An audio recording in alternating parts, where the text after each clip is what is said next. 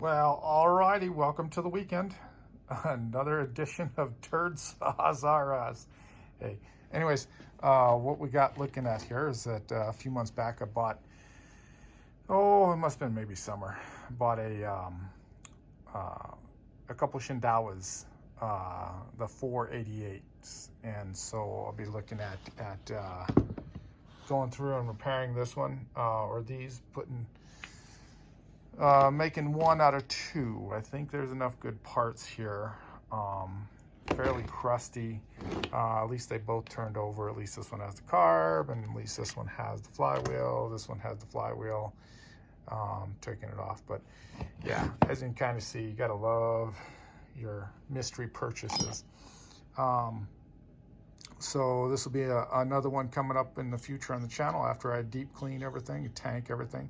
So at least the cylinder looks really good. There's a broken fin on the top, but you know, it actually looks really good as far as cleaning it up. It's a nice thing.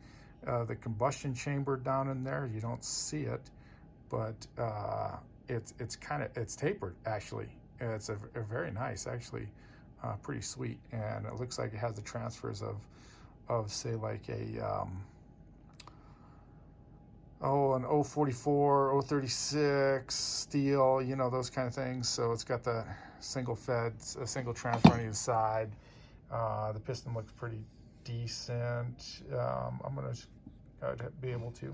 So the one top bearing is crusty, and I think looking down in there, man, whoever ran some stuff in here is amazing. This is some nasty looking oil in here. This is just like goop that was goop in here. Yeah, turdy turd.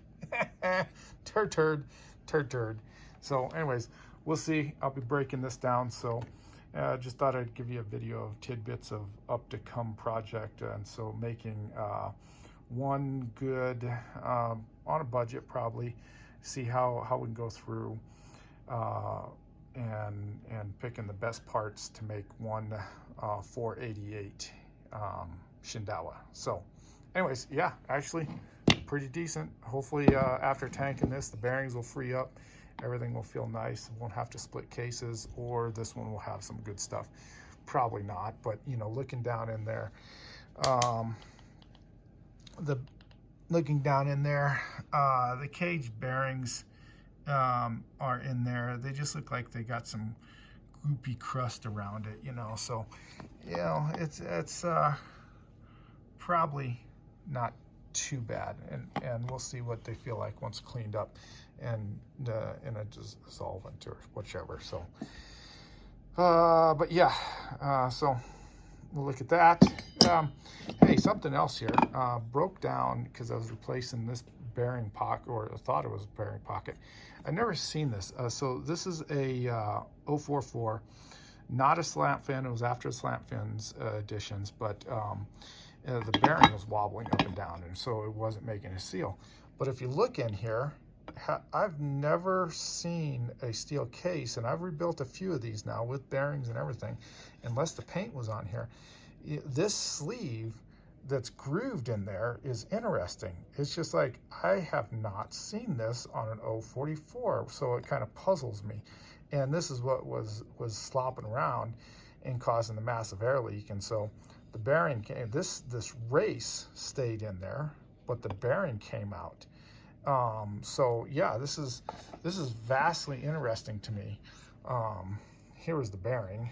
Of course, doesn't feel actually too bad, the bearing itself.